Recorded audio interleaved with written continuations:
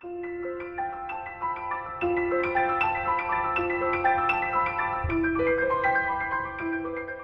on fait pour manipuler les gens, pour leur faire voter ce qu'on veut et comment on Oh, fait bah, pour lever des légions de castors? c'est la technique principale, je trouve maintenant. Bon, déjà, tu pars de la base que moi j'ai vu ce chiffre récemment, c'est vraiment intéressant. 60% des gens ne lisent jamais une actualité politique, ne s'intéressent absolument pas à la politique. Tu vois. Donc quand on parle tous les deux, on est déjà des gens surinformés, qui lisent énormément de politique, qui savent ce qui se passe, etc. Bon. Pour 60% des gens, il n'y a absolument aucune espèce d'intérêt, ils ne lisent aucun article politique. Donc ces gens-là, ils vont voter quand même. Donc il y en a évidemment qui sont dans l'abstention, mais sur ces 60%-là, il y a certainement 30% quand même qui votent, puisque le taux d'abstention présidentiel, je crois que ça doit être 30 ou 35. Donc ces gens-là vont voter. Comment ils votent, tu vois? On ne se pose pas la question, quoi. C'est ce fameux Marais, c'est ce fameux... ces gens-là, ils vont voter sur des affects extrêmement simples, quoi. La gueule du candidat, sa jeunesse, sa beauté, ce qu'ils ont entendu à droite et à gauche, mais de façon très superficielle, c'est-à-dire qu'ils lisent pas les journaux, ils lisent les titres. Bon. Et ce que tu vois en tout cas, c'est que, moi je prends toujours cet exemple parce que ça me rend fou.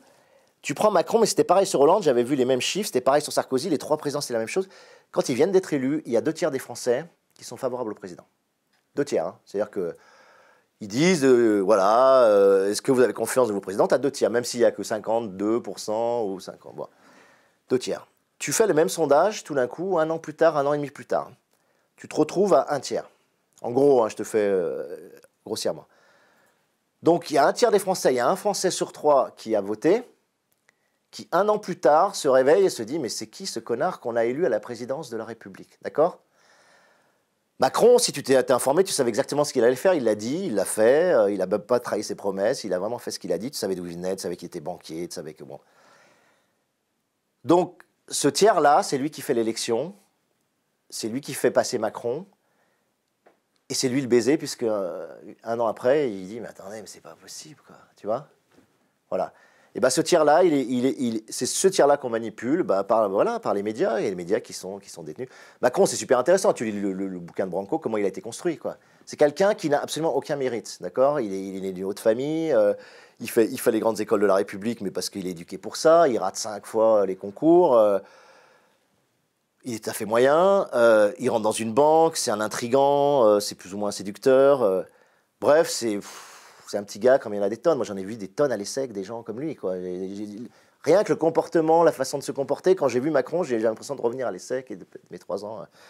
C'est de petits connards arrogants, tête à claque, t'as envie de gifler dès que tu les vois. Enfin, c'est vraiment des gens qui, pour moi, me sont insupportables, mais physiquement, déjà, tu vois, au départ.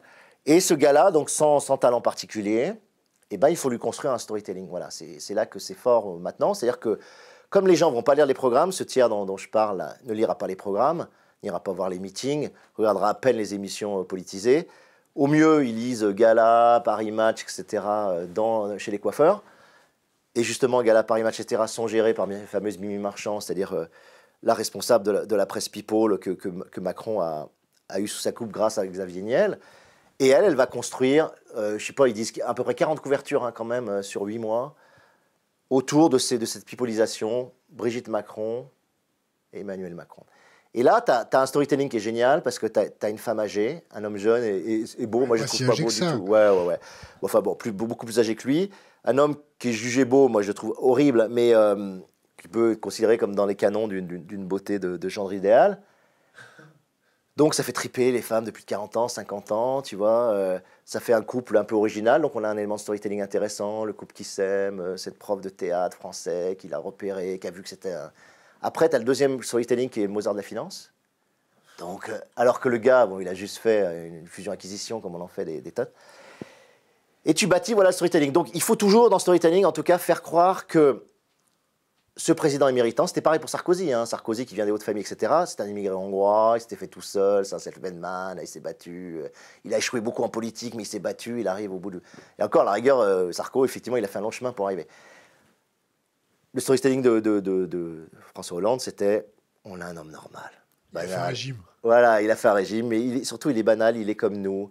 Il vous comprend parce qu'il est comme nous. Tu sais, moi, quand je fais de la série télé et quand je fais des livres, Aristote t'apprend une chose quand tu bâtis un personnage, et donc quand tu fais du storytelling, c'est tu vas bâtir un personnage, il faut que tu crées l'identification au personnage. donc au président. Tu as deux façons de le faire, tu as deux grandes façons. Soit tu fais l'identification par admiration, on appelle ça. Par familiarité. Voilà, tu connais ça. Voilà. Et donc, bah, admiration, c'est quoi? C'est tu présentes un personnage qui a des qualités que tu aimerais avoir, qui te fait rêver. Typiquement le super-héros. Voilà. Et puis par familiarité, c'est quelqu'un qui est comme toi. Donc Hollande, il a choisi l'identification par familiarité. Ça a marché. C'est rare que ça marche, parce que généralement on fait par admiration. Donc quand tu as quelqu'un qui n'a absolument rien fait, qui n'a rien prouvé, qui est finalement assez médiocre dans le cadre d'où il vient, Macron, il faut inventer des choses. Donc, tu inventes des expressions comme Mozart de la finance, tu fais croire qu'il a été ultra brillant, qu'il s'est fait tout seul, etc. Alors qu'il a été entièrement construit par le soutien de notamment Xavier Niel, Bernard Arnault, donc des grands milliardaires français, quoi, tu vois, qui l'ont construit, qui l'ont amené là où il est et qui ont préparé toute la campagne médiatique pour le porter avec ce storytelling de quelqu'un qui s'est fait tout seul, qui a émergé tout seul, et puis qui a ce magnifique couple avec Brigitte Macron. Donc, tu bâtis un storytelling. Et c'est tout ce que les gens vont retenir, parce que l'intérêt d'un récit, c'est qu'il favorise la mémorisation. Pourquoi dans les espèces humaines, dans les tribus, il y avait deux grandes choses en littérature, c'est la poésie, parce que le retour de la rime te permet de mémoriser. Le chant. Le chant, bien sûr. Et tu as le récit. Parce que le récit, comme c'est une conduite linéaire, si on te raconte une histoire, tu vas retenir beaucoup mieux l'histoire que si on te raconte un programme politique avec des thèmes, tu vois. Si je vous raconte une anecdote, vous allez retenir l'anecdote, alors que je vous ai théorisé un truc très compliqué que vous n'allez pas retenir. Donc, quand tu as un président qui se présente, il faut créer cette toute petite ligne narrative qui est généralement très simple, hein, tu vois. L'émigré hongrois qui a réussi, qui s'est fait tout seul, le Mozart de la finance, ultra brillant, qui a réussi tous les concours de la République et qui a cette magnifique histoire d'amour avec sa femme plus âgée que lui. Et ça suffit à passer, tu vois. Tu n'as pas besoin de faire beaucoup plus, quoi. Puisque les gens ne vont pas aller chercher l'information, ne vont pas détailler les programmes. Il n'y avait pas de programme. De toute façon, Macron, il a fait le programme tout à la fin. Il sait que ça ne sert à rien. C'est pas avec ça qu'il va gagner, tu vois. Donc,